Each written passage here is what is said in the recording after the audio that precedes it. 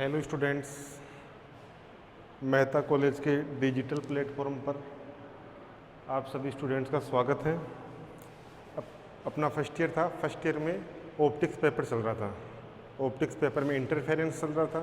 Interference में अपन ने पढ़ लिया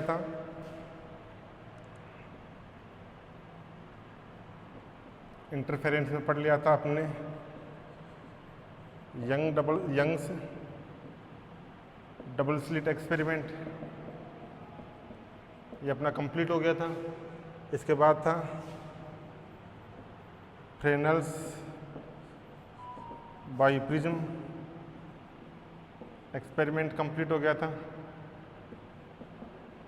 यानी तरंगाग्र का विभाजन पढ़ लिया था अपने, तरंगाग्र का विभाजन पढ़ लिया था। अब आगे आएगा आयाम का विभाजन। अब आएगा आयाम का विभाजन, यानी आयाम के विभाजन विधि से कोहेरेंट सोर्स प्राप्त करना।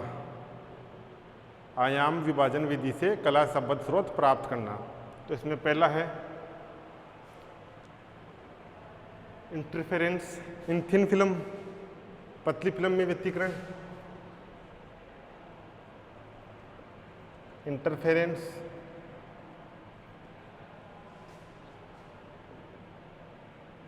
इन थिन फिल्म, पतली फिल्म में व्यतिकरण।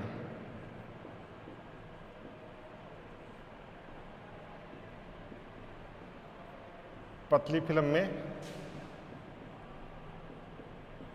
व्यतिकरण मोस्ट है। पतली फिल्म में व्यतिकरण, जैसे आप देखते हो सरसों के तेल के हाथ हैं और उसको धो दिया तो जो पानी है वो रंगीन दिखाई देता है, पानी रंगीन दिखाई देता है। एक एग्जाम्पल। दूसरा एग्जाम्पल, जो सड़क के चौराहे हैं वहाँ पर वो साबुन के घोल के बुलबुले बनाते हैं, वो रंगीन दिखाई देते हैं। क्यों? क्योंकि वहाँ पतली फिल्म बनती है, वहाँ पतली फिल्म बनती है और उस पतली फिल्म में व्यतिकरण होता है। पतली फिल्म बनती है, पतली फिल्म में व्यतिकरण होता है और उस व्यतिकरण के कारण आपको वो रंगीन दिखाई देती है। पतली फिल्म या थिन फिल्म, जैसे कांच की थिन फिल्म हो गई, ग्रेफाइट की थिन फिल्म हो गई। तो अपना जो एक्सपेरिमेंट है इसमें ये डायग्राम देखो, ये डायग्राम बना लो।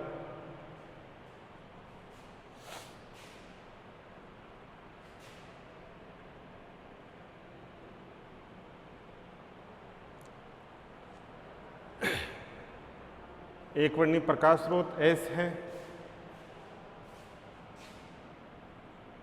एक वर्णीय प्रकाश स्रोत S।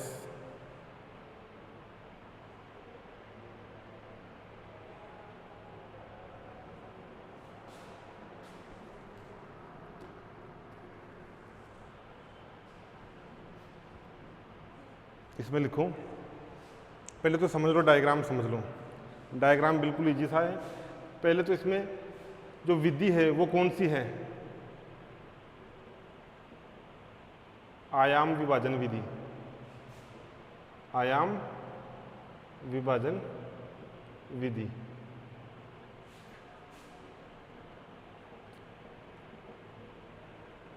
एम्पलीट्यूड डिवीजन मेथड आयाम विभाजन विधि है। प्रकाश स्रोत S है, एक वर्णीय प्रकाश स्रोत S है, एक वर्णीय प्रकाश स्रोत S है। यहाँ से एक तरंग आ रही है, एक तरंग आ रही है और ये आपकी पतली फिल्म है, जो ये वाली है ना आपकी, ये पतली फिल्म है जिसकी मोटाई है T। इसकी मोटाई कितनी है? T तो इसकी मोटाई है और म्यू है अपवर्तनांक।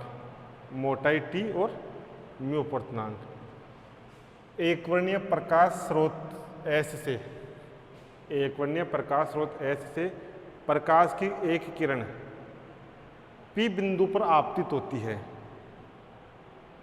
P बिंदु पर आपतित होती है। P बिंदु पर होता है आयाम का विभाजन। बिंदु P पर होता है आयाम का विभाजन। तो आयाम विभाजन विधि द्वारा इस तरंग के आधे भाग का या आधे आयाम का, इस तरंग के आधे भाग का परावर्तन हो जाता है। कांच की प्लेट है, आई, आधे भाग का परावर्तन हो गया, आधे भाग का परावर्तन हो गया, तथा शेष आधा भाग अपवर्तित होकर, शेष आधा भाग अपवर्तित होकर, ये वाला शेष आधा भाग अपवर्तित होकर बिंदु C पर आपतित होता है। बिंदु C पर आपतित होता है। बिंदु C पर क्या होगा? बिंदु C पर एक तो होगा परावर्तन, बिंदु C पर परावर्तन, और यहाँ पारगमन। बिंदु C पर उस तरंग के आधे भाग का परावर्तन हो जाएगा, ये हो गया परावर्तन, तथा शेष आधे भाग का पारगमन हो जाएगा, तथा शेष आधे भाग का पारगमन हो जाएगा। ठीक, बाहर निकल गई। अब ये परावर्तन हुआ या परावर्तित हुई, ये किरण जाएगी बिंदु P पर। जो परावर्तित किरण है वो जाएगी बिंदु P पर। P पर क्या होगा? P पर पारगमन, बाहर निकल जाएगी। बिंदु P पर आधा तरंग किरण का आधा भाग या तरंग का आधा भाग बाहर निकल जाएगा, तथा शेष भाग का परावर्तन होगा। ये तो बाहर निकल गई, पारगमित हो गई, और ये नीचे की तरफ आ रही है, परावर्तन हो गया। परावर्तन हो गया, बिंदु C पर आई, C पर आधे भाग का पारगमन और आधे भाग का परावर्तन। बिंदु P पर आए, P पर क्या होता है? आधे भाग का पारगमन और आधे भाग का परावर्तन। ये भाग C पर आया, C पर भी आधे का परावर्तन और आधे का पारगमन, आधे का परावर्तन और आधे का पारगमन। ये प्रोसेस चलती रहती है, ये प्रोसेस चलती रहती है। कुछ तरंगें ऊपर प्राप्त हुई, कुछ तरंगें नीचे प्राप्त हुई। जो ऊपर तरंगें प्राप्त हुई उनको बोलते हैं परावर्तित तरंगें। परावर्तित तरंगें, परावर्तित तरंगें। जो नीचे तरंग प्राप्त हुई उनको बोलते हैं पारगमित तरंगें। पारगमित तरंगें, ऊपर वाली परावर्तित तरंगें, नीचे वाली पारगमित तरंगें। तो परावर्तित तरंगें कौन कौन सी हैं? परावर्तित तरंगें कौन कौन सी हैं? P1R1, P2R2, P3R3, P1R1, P2R2, P3R3। ये तो की परावर्तित तरंगें। पारगमित तरंगें हैं C1T1, C2T2 और C3T3। ये होंगी आपकी पारगमित तरंगें। दोबारा से देखो इसको एक बार।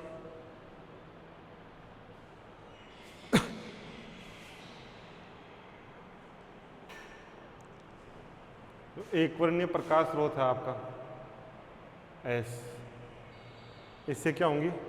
तरंगें उत्पन्न होंगी। तो तरंगें चल के बिंदु P पर आती है।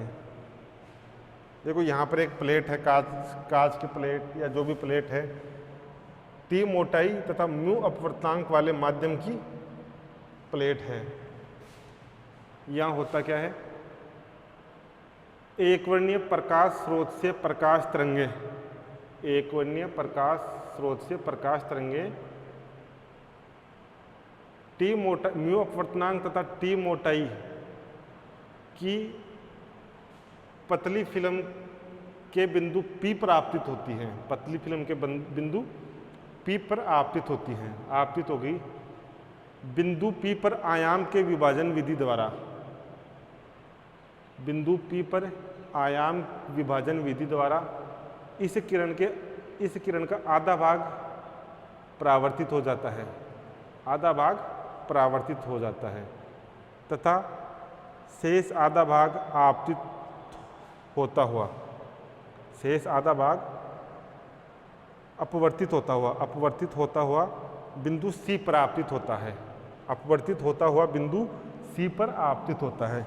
सी पर आधे भाग का हो गया परावर्तन, आधे भाग का परावर्तन और आधे भाग का पारगमन, आधे भाग का पारगमन और आधे भाग का परावर्तन। अब ये तरंग पॉइंट P2 पर पहुंची, पॉइंट P2 पर पहुंची। P2 पर क्या होता है? P2 पर होता है आयाम का विभाजन विधि, यहाँ आधे भाग का परावर्तन, सॉरी पारगमन, आधे भाग का पारगमन और आधा भाग परावर्तित होकर बिंदु C पर पहुंचता है। बिंदु C पर तरंग के आधे भाग का आधा भाग परावर्तित होकर बिंदु P3 पर पहुंचता है तथा शेष आधा भाग पारगमित हो जाता है। P3 पर आधा भाग पारगमित बाहर निकल जाता है और आधा भाग अपवर्तित होता हुआ बिंदु C पर पहुंचता है और C पर भी आधा परावर्तित और आधा पारगमित। इसमें लिखो, ये डायग्राम बना लो, अच्छा थोड़ा बड़ा होना चाहिए।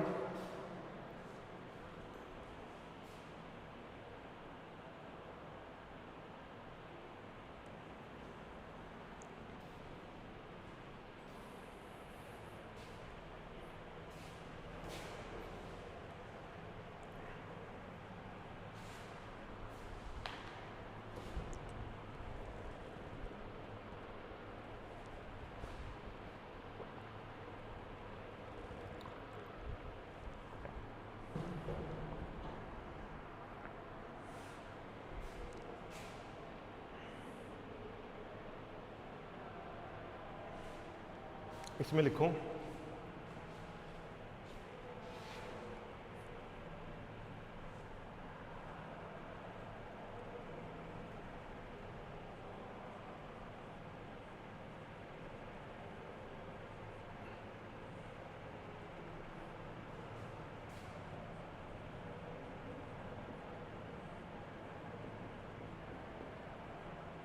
एकवर्णीय प्रकाश स्रोत S से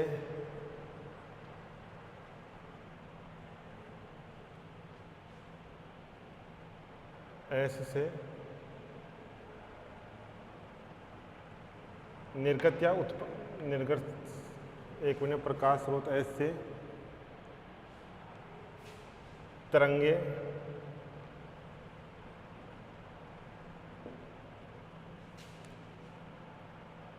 म्यू अपवर्तनांक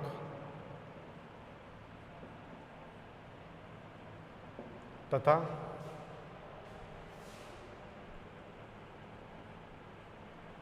टी मोटाई की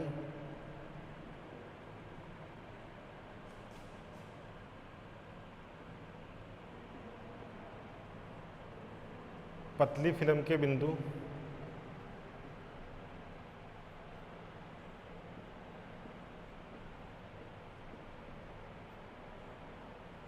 P1 पर पहुंचती है। तरंग कर लो, इसको एक तरंग ले लेते हैं। P1 पर पहुंचती है। एकवर्णीय प्रकाश स्रोत S से तरंग म्यू अपवर्तनांक तथा टी मोटाई की पतली फिल्म के बिंदु P1 पर पहुंचती है। बिंदु P1 पर पहुंचती है की जगह कर लो आपतित होती है, आपतित होती है, एक ही बात है, आपतित होती है। बिंदु P पर,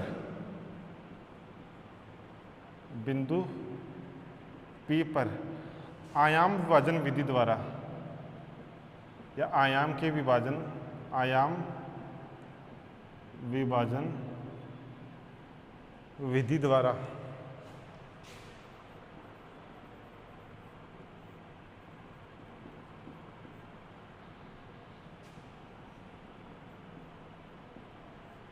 तरंग के आधे भाग का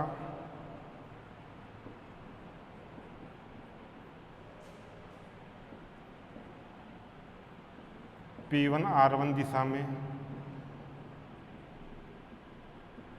परावर्तन हो जाता है P1 R1 दिशा में परावर्तन हो जाता है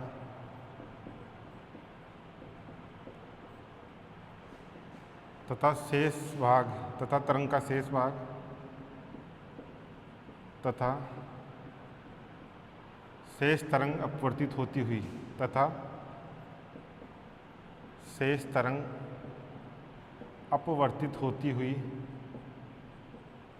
अपवर्तित होती हुई बिंदु C पर आपतित होती है। बिंदु C पर आपतित होती है। ये हो गया बिंदु C पर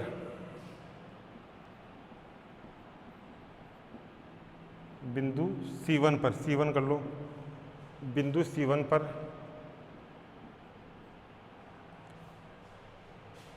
आदि तरंग का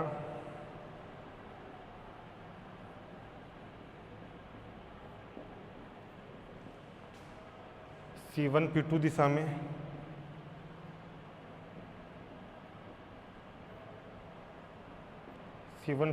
में परावर्तन होता है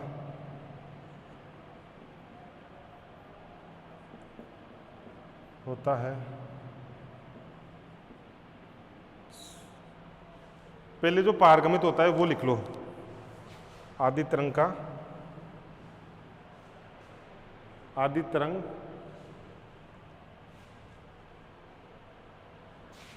CT1 आदि तरंग CT1 दिशा में पारगमित हो जाती है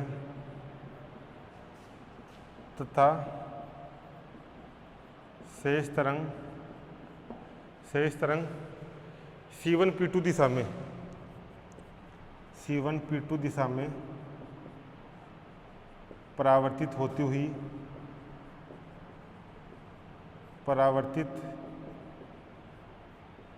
हुई बिंदु P2 पर पहुंचती है। बिंदु P2 पर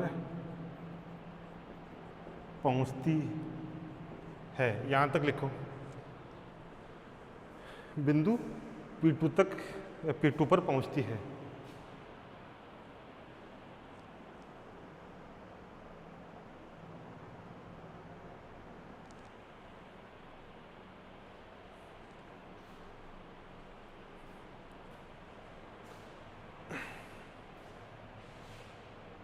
नोट करो इसको।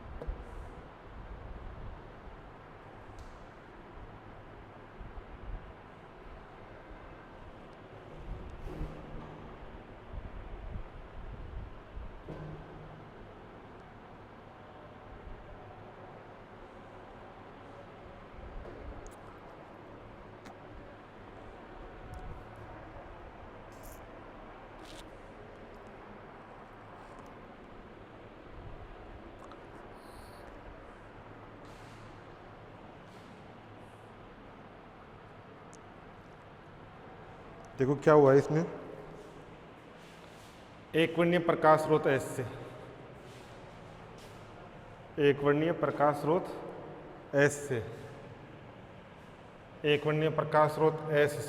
प्रकाश स्रोत S से तरंग म्यू अपवर्तनांक तथा टी मोटाई की पतली फिल्म के बिंदु P1 पर आपतित होती है। यहाँ से तरंग यहाँ पर आपतित होती है। बिंदु P पर आयाम के विभाजन विधि द्वारा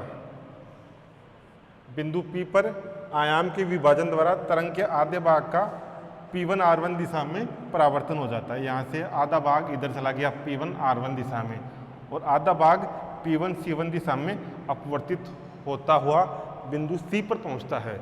आधा भाग P1 R1 दिशा में परावर्तित हो गया, शेष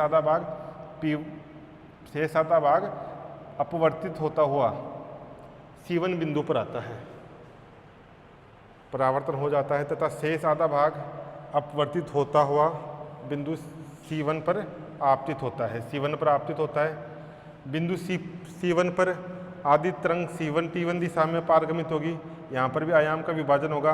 तरंग के आधे भाग का C1 T1 दिशा में पारगमन हो जाएगा, शेष आधा भाग C1 P2 दिशा में चला जाएगा। शेष आधा भाग इधर चला गया। अब तरंग कहाँ पर आएगी? बिंदु P2 पर। C1 P2 दिशा में परावर्तित होती हुई बिंदु P2 पर पहुँचती है। P2 पर आ गई, इसके आगे लिखो।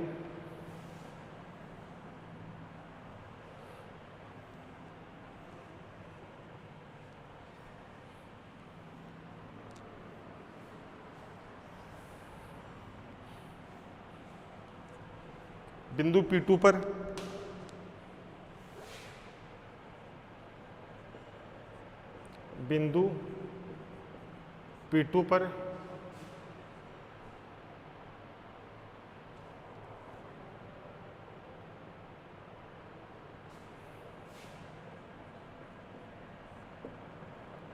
तरंग के आधे भाग का P2 R2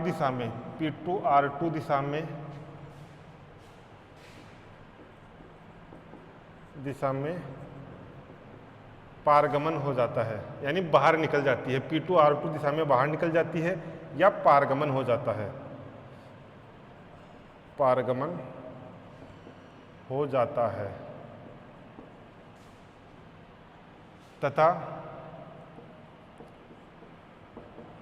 शेष तरंग या शेष आदि तरंग परावर्तित होती हुई बिंदु C2 पर पहुंचती है। शेष तरंग परावर्तित होती हुई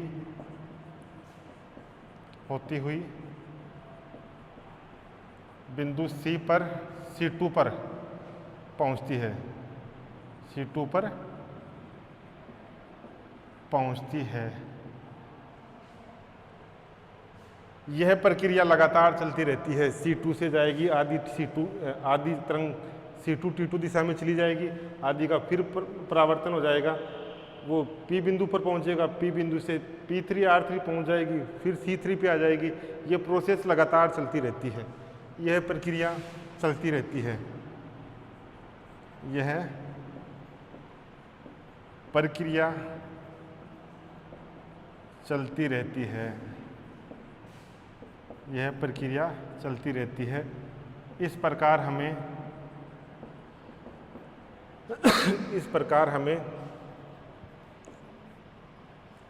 परावर्तित तरंगें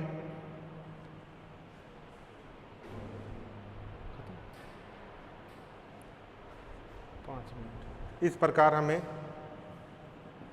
परावर्तित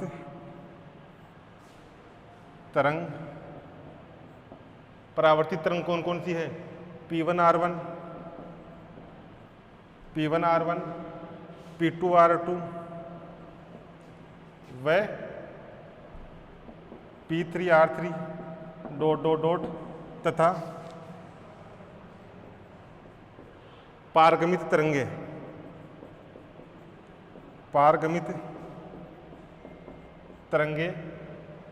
C1 T1, C2 T2 और C3 T3 प्राप्त होती है।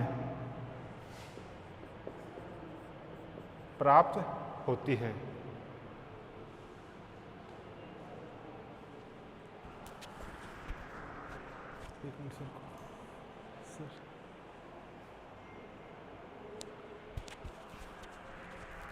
25 मिनट का ही हुआ है, 25 मिनट का ही हुआ है।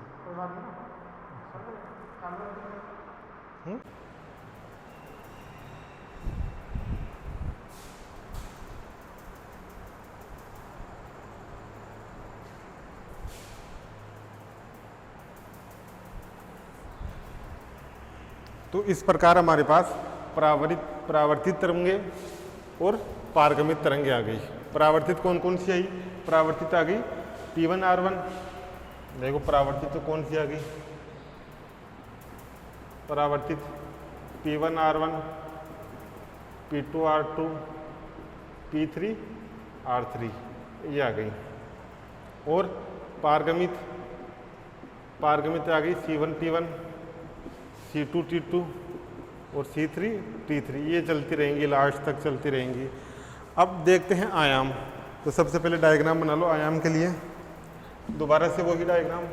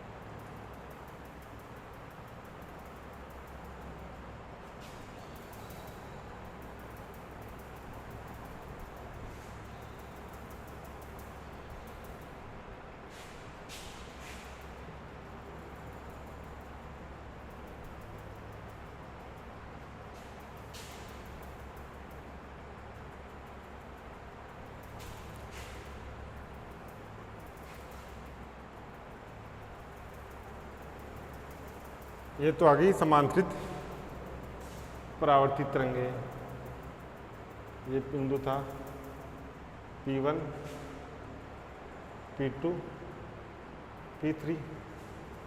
ये C1, C2 और C3।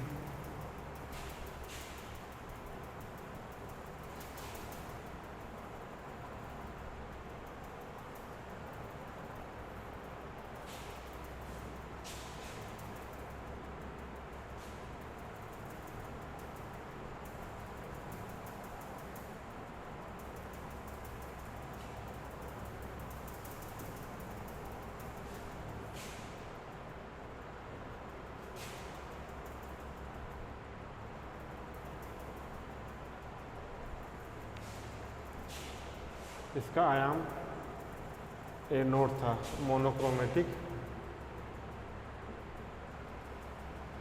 Monochromatic light source. ये नोट करो।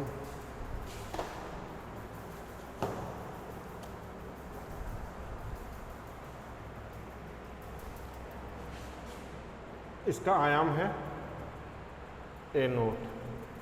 जो तरंग आ रही है उसका आयाम है A0। इसका आयाम है A, इसका आयाम है A2, इसका आयाम है A3, इसका आयाम है A4, इसका आयाम है A5, इसका आयाम है A6। ठीक। अब अपन को A1, A3, A5 का रेशो, A2, A4, A6 का रेशो, ये तो है आपकी परावर्तित समांतर तरंगे। ये है पारगमित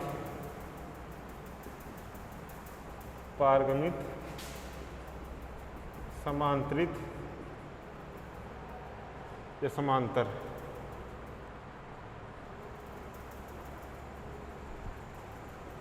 तरंगे। अब इसमें लिखो आगे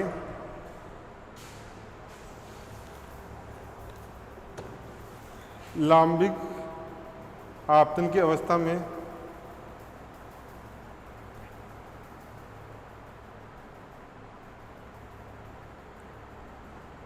लांबिक आपतन की अवस्था में लांबिक आपतन की अवस्था में, लांबिक आपतन की अवस्था में आपतित प्रकाश की तुलना में, आपतित प्रकाश की तुलना में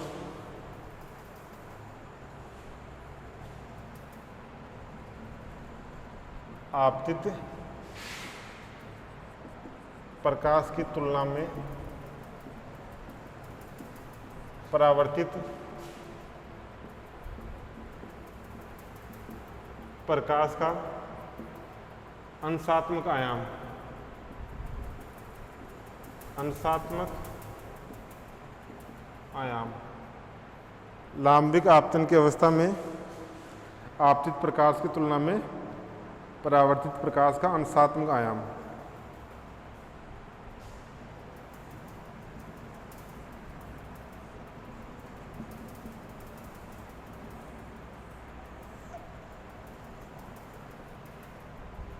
देखो लांबिक आपतन हो रहा है, ये टी मोटाई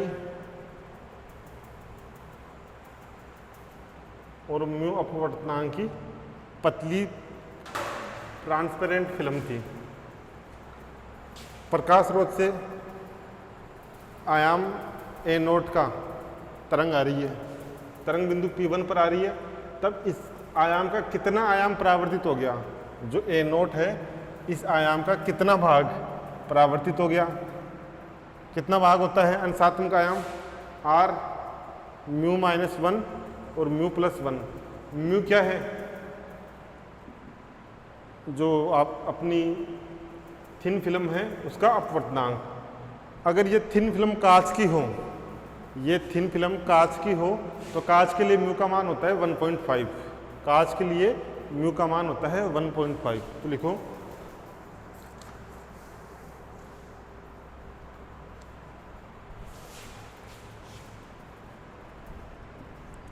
यदि थिन फिल्म कांच की हो,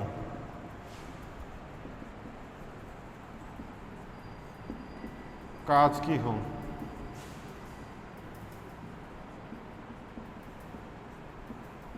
तब परावर्तित तरंग का अंशात्मक आयाम या परावर्तित प्रकाश का अंशात्मक आयाम कितना हो जाएगा, तब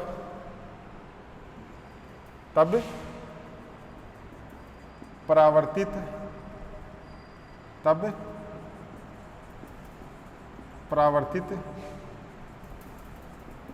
प्रकाश का अंशात्मक आयाम,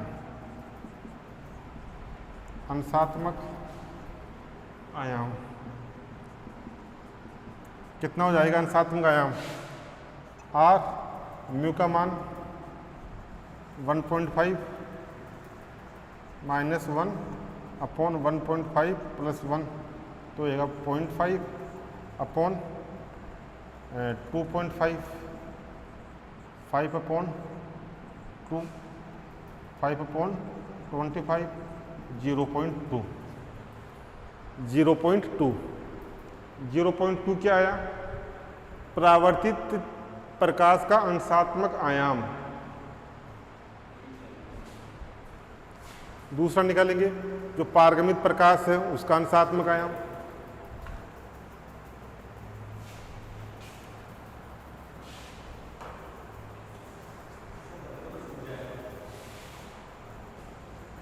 यदि सर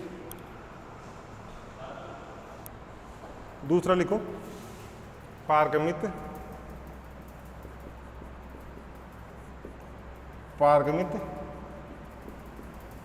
तरंग का या पारगमित प्रकाश का अंशात्मक आयाम, प्रकाश का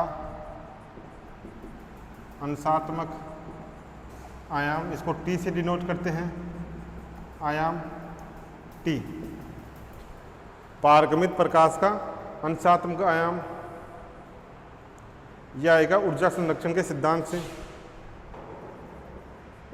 ऊर्जा संरक्षण के सिद्धांत से। ऊर्जा संरक्षण का सिद्धांत क्या होता है, जो पारगमित तरंग का पारगमित प्रकाश का अंशात्मक आयाम है उसका स्क्वायर, यानी ये है तो पारगमित प्रकाश है उसका अंशात्मक आयाम उसका स्क्वायर प्लस जो पारगमित प्रकाश है उसके अंशात्मक आयाम का स्क्वायर 1 होता है। यानी ये होता है आपका R square plus T square is equal to 1। R square T square is equal to 1। यहाँ से अपन को टी का मान चाहिए, तो टी का मान कितना हो जाएगा? टी का मान हो जाएगा 1 माइनस टी स्क्वायर का 1 माइनस आर स्क्वायर। यहाँ से रूट स्क्वायर उठाएंगे तो ये इधर 1/2।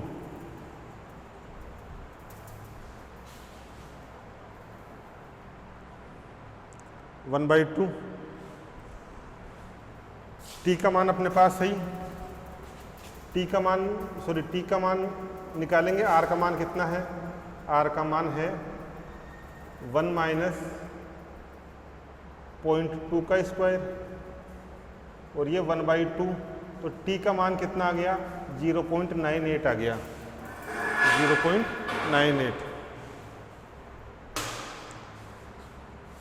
ये तो आ गया अपने पास टी का मान, यानी पारगमित प्रकाश का अंशात्मक आयाम।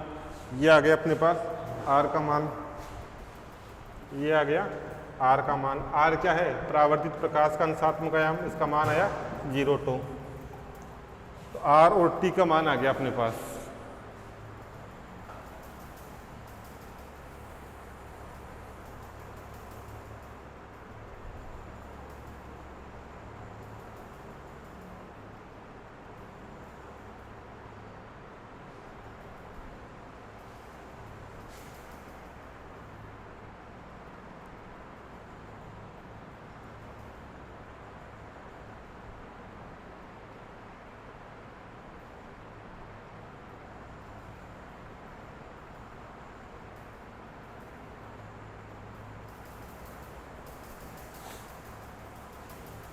आर और टी का मान आ गया। तो देखो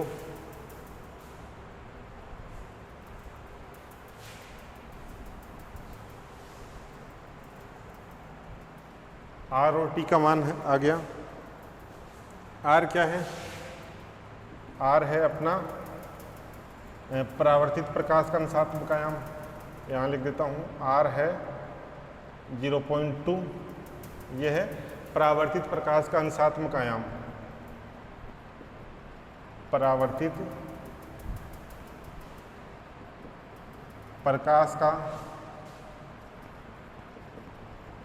अंशात्मक आयाम, ये हो गया। दूसरा है आपका टी। टी कितना है? 0.98।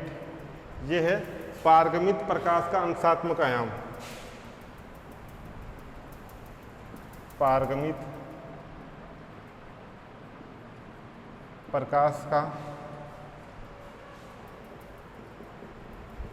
अंशात्मक आयाम। अब देखो, अब निकालेंगे अपन A1 का मान, A2 का मान, A1 का मान, A2 का मान, A3 का मान, A4 का मान, A5 का मान। अपन इनको इधर और भी इधर लिखें तो इधर लिख लो A1, A2, A3, A4, A5, A6 भी है, A6 का मान। अब इधर देखो डायग्राम में, डायग्राम ध्यान से देखना। प्रकाश स्रोत ऐसे से प्रकाश किरण आई, प्रकाश स्रोत से तरंग बिंदु P1 पर आपतित होती है, P1 पर आपतित होती है और परावर्तित हो जाती है। इसका आधा भाग क्या हो गया? परावर्तित। क्या हो रहा है? परावर्तित। तो इसका अंशात्मक आयाम कितना हुआ? परावर्तित हो रही है, तो परावर्तित प्रकाश का अंशात्मक आयाम 0.2। तो ये हो गया आपका 0.2, 0.2 या A0। एक है तो 0.2 है। परावर्तित हो रही है ना, ये वाली देखो परावर्तित हो रही है।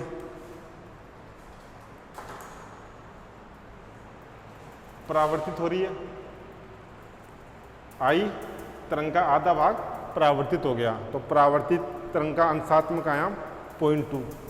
यहाँ देखो A2 के लिए यहाँ पर आई, यहाँ से अंदर आई, मतलब पारगमन हुआ, अंदर पारगमन हुआ, C पर आ गई, C से पारगमन हो गया। एक पारगमन बिंदु P से C तक हुआ, दूसरा C से T तक, 2 बार पारगमन हुआ। तो पारगमन प्रकाश का अंशात्मक आयाम कितना है? 0.98, 2 बार हुआ है। कितनी बार हुआ है? 2 बार। तो A0 इंटू 0.98 इंटू 98, तो अपन ने स्क्वायर कर दिया, 2 बार पारगमन हुआ है। A3 के लिए, A3 के लिए देखो यही चल रही है। एक बार तो क्या हुआ, आई पारगमन, एक बार पारगमन, यहाँ से परावर्तित होती है, यहाँ से C बिंदु से परावर्तित होती है। एक बार पारगमन, एक बार परावर्तन। बिंदु P पर पहुंची, P पर पहुंचने के बाद वापस बाहर निकलती है, पारगमन होता है। 2 बार पारगमन और 1 बार परावर्तन, 2 बार पारगमन और 1 बार परावर्तन। तो परावर्तन का अंशात्मक आयाम 0.2 और पारगमन का अंशात्मक आयाम 0.98। पारगमन हुआ है 2 बार, तो 0.98 स्क्वायर। A4 का मान, A4 का मान बताओ। देखो यहाँ से आई, पारगमन हुआ, टकराई, वापस गई, परावर्तन हुआ, यहाँ से टकराई, इधर आई, फिर परावर्तन हुआ और यहाँ से पारगमन हो गया। तो 2 बार पारगमन और 2 बार परावर्तन, 2 बार पारगमन और 2 बार परावर्तन। तो ये आ गया अपने पास A0, 2 बार पारगमन हुआ है तो स्क्वायर इंटू 2 बार परावर्तन हुआ है तो 0.2 का स्क्वायर, 2 बार पारगमन हुआ है तो 0.98 का स्क्वायर। ये हो गया। A5 के लिए, A5 के लिए देखो, प्रकाश किरण आई बिंदु P पर, P पर क्या हुआ, पारगमन, C पर आई, C से परावर्तन, P2 पर पहुंची, P2 से परावर्तन, C2 पर पहुंची, C2 से परावर्तन और P3 से पारगमन। यानी 3 बार तो हुआ है परावर्तन और 2 बार हुआ है पारगमन। 3 बार हुआ है परावर्तन और 2 बार हुआ है पारगमन।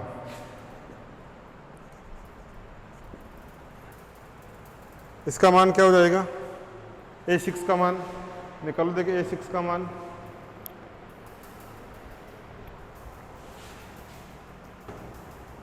कितनी बार पारगमन हुआ है, कितनी बार पारगमन हुआ है और कितनी बार परावर्तन हुआ है। देखो देखिए,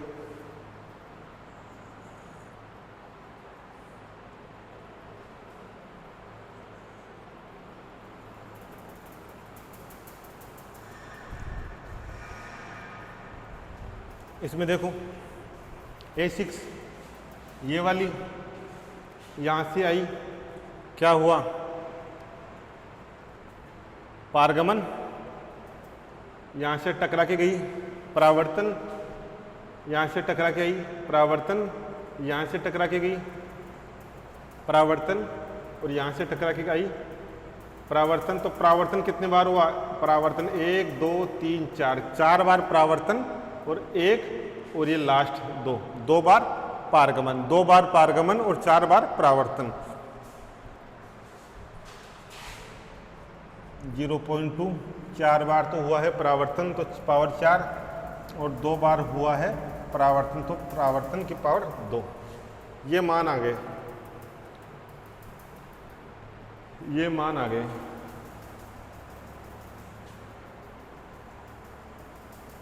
इसमें लिखो ऐसे ही A7, A8, A9 ये निकालेंगे तो इसकी पावर बढ़ेगी। जो परावर्तन प्रकाश है या परावर्तित प्रकाश का अंशात्मक आयाम है उसी की पावर बढ़ेगी, इसकी पावर हमेशा 2 ही रहेगी, ये याद रखना। इसकी पावर 2 रहेगी और इसकी पावर बढ़ती जाएगी। अब देखो परावर्तित प्रकाश के अंशात्मक आयाम का अनुपात,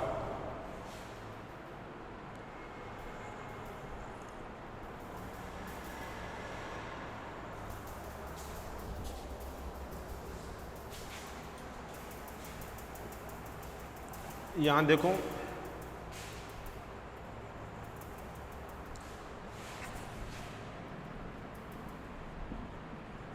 परावर्तित प्रकाश के अंशात्मक आयामों का अनुपात, आयामों का अनुपात, अनुपात क्या हो जाएगा? कौन कौन सा है अनुपात? A1 अनुपात A3 अनुपात A5, A1 अनुपात A3 अनुपात A5 अनुपात A7 अनुपात, ऐसे ही चलता जाएगा। अनुपात में देखो A नोट सब में कॉमन आ रहा है, A नोट सब में कॉमन आ रहा है तो ये कैंसिल आउट हो जाएगा।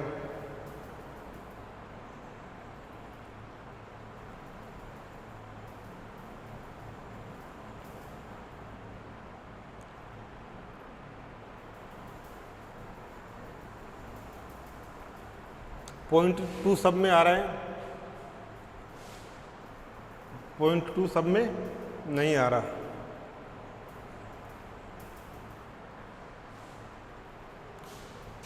तो ये हो जाएगा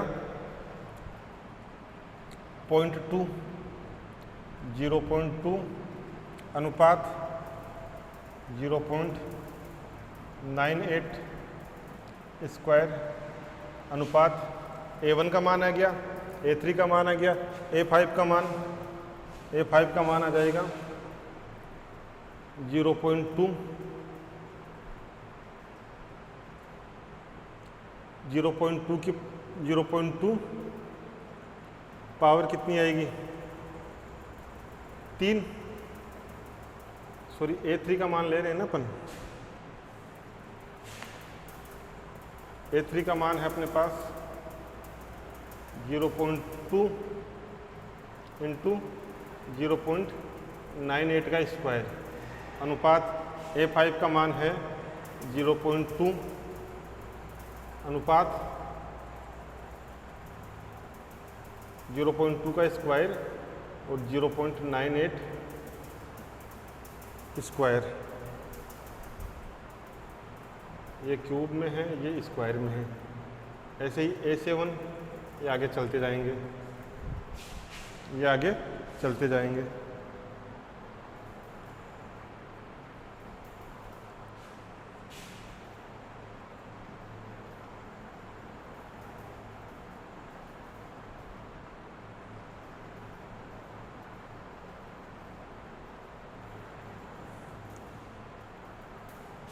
यहाँ से देखो ये 1 हो गया, 0.2 सब में आ रहा है तो हटा दो, 0.98 का स्क्वायर हो गया अनुपात 0.2 स्क्वायर 0.98 का स्क्वायर अनुपात, ये आगे चलते जाएंगे। 0.98 का स्क्वायर करो, 0.98 का स्क्वायर 0.96 आ गया तो ये हो गया 1.9696। ये आगे चलते जाएंगे 0.2, ये लगभग बराबर होते हैं।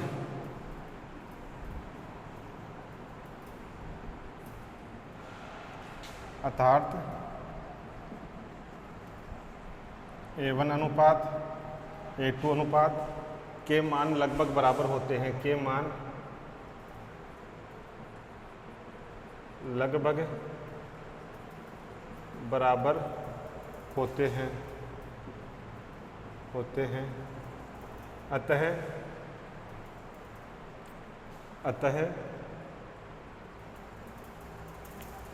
परावर्तित तरंग P1R1 व P2R2 में स्पष्ट व्यतिकरण होगा, नोट करो। अर्थात A1 A2 के मान लगभग बराबर हैं, तो P1R1 में स्पष्ट व्यतिकरण होगा। ये देखो मान बराबर है ना, 1 और 0.96 लगभग बराबर है। तो इन दोनों तरंगों में, ये जो दोनों तरंगें हैं, ये आगे जाके अध्यारोपित होंगी, व्यतिकरण की घटना होगी। तो इन दोनों में जो व्यतिकरण होगा वो स्पष्ट दिखाई देगा, इन दोनों का व्यतिकरण स्पष्ट दिखाई देगा। क्यों? क्योंकि आयामों का अनुपात है वो लगभग बराबर है। यहाँ से क्वेश्चन आता है, आयामों का अनुपात लगभग बराबर है, तो परावर्तित तरंग P1R1 व P2R2 में स्पष्ट व्यतिकरण होगा। दूसरा लिखो इसमें, पारगमित प्रकाश के अंशात्मक आयामों का अनुपात, इसी में इसको नोट करो जल्दी।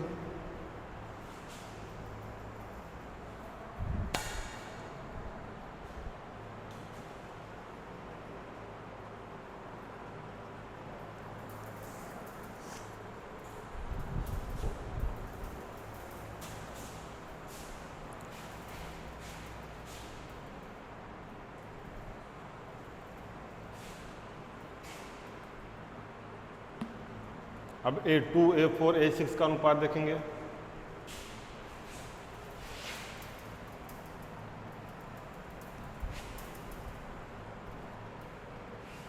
यहाँ देखो, पारगमित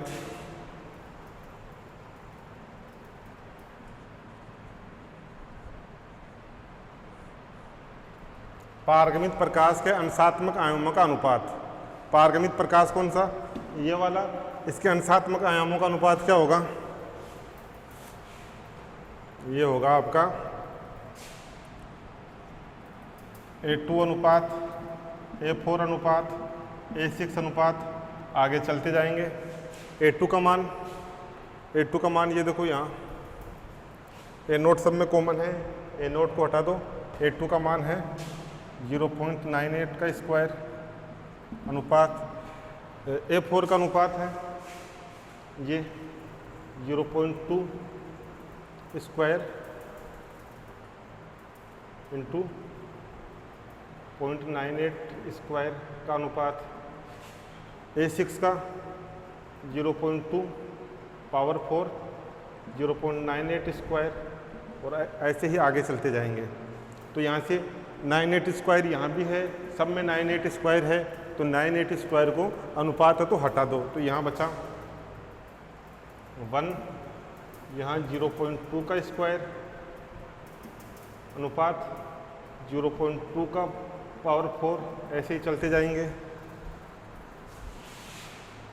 0.2 और 0.2 इन दोनों का मल्टीप्लाई, 0.2 इंटू 0.2 0.4,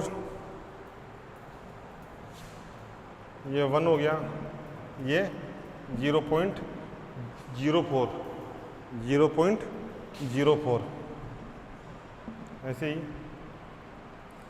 0.2 ज़्यादा ही होगा, सॉरी कम होगा। तो यहाँ देखो जो आयाम है A2 A4 बिल्कुल अलग अलग हैं, तो व्यतिकरण तो होगा लेकिन स्पष्ट दिखाई नहीं देगा। इसमें लिखो A2 या A2 अनुपात A4 का मान अलग अलग है,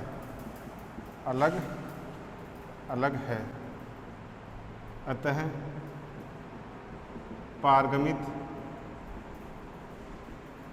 पारगमित तरंगों C1T1 व C2T2 में व्यतिकरण तो होगा,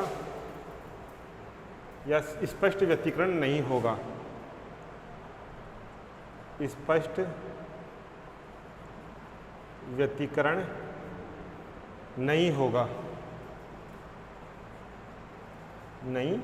होगा, इधर भी व्यतिकरण होगा, परावर्तित समांतर तरंगों में भी और पारगमित समांतर तरंगों में भी व्यतिकरण होगा, लेकिन स्पष्ट दिखाई नहीं देगा। यहाँ तक नोट करो।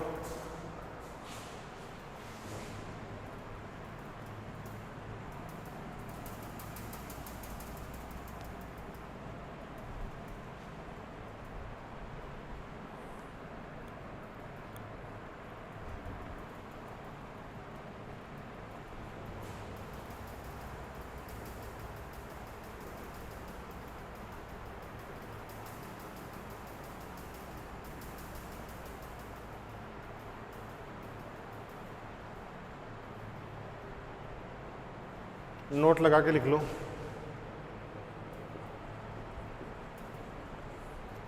नोट लगा के लिखो। जो अभी अपन ने इसका निष्कर्ष निकाला वो लिखो।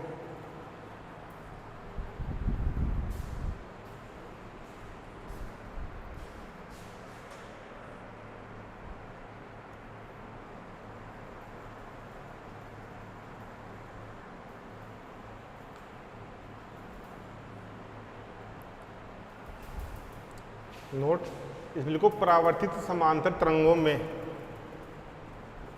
परावर्तित समांतर तरंगों में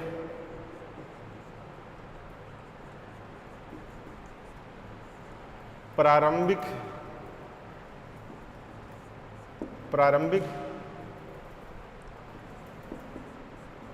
दो तरंगों का आयाम लगभग समान है, आयाम लगभग समान है, लगभग समान है।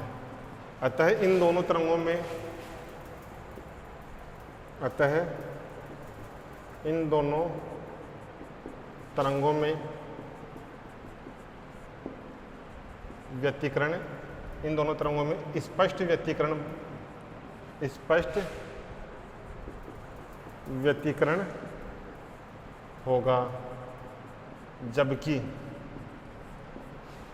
पारगमित समांतर तरंगों में, जबकि पारगमित समांतर